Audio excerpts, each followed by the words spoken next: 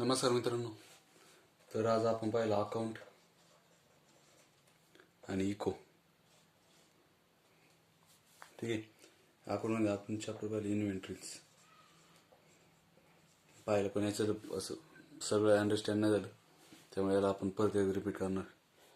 अकाउंटमध्ये आपलं ते सेकंड चॅप्टरमधलं थिअरी ऑफ डिमांड अँड सप्लायमधलं चालू आहे. अजून 2 युनिट राहिलेत, अजून 1 युनिट झालं. त्याच्यामध्ये आपण हे पाहिलं प्राइस इफेक्ट,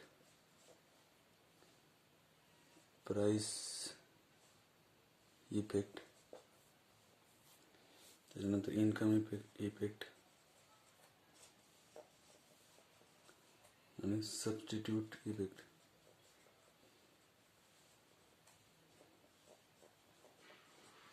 ठीक आहे. तर प्राइस इफेक्ट म्हणजे समजा आपली इन्कम 100 रुपये आणि आपल्याला समजा एक वडापाव घ्यायचा, तो किती 10 रुपयाला भेटतो.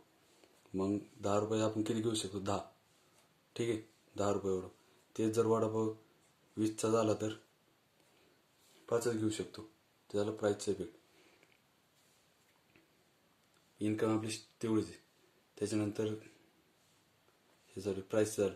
त्याच्यानंतर इन्कममध्ये समजा ही जर आपली जर इन्कम फिक्सच असेल किंवा वाढली, समजा ही प्राईस एवढीच यायची आणि इन्कम 200 मध्ये आपण 10 घेऊ शकतो.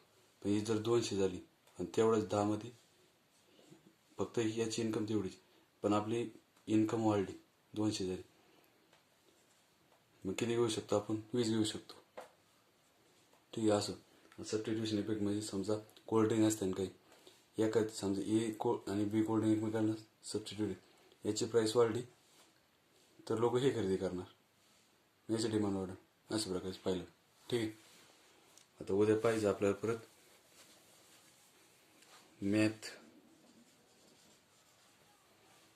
मॅथमध्ये सेट्स रिलेशन्स फंक्शन चॅप्टर पाहिजे. Chapter number 7 relation functions.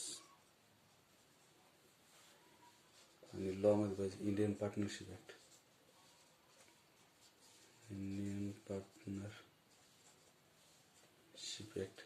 ठीक आहे, हे पाहिजे आपल्याला.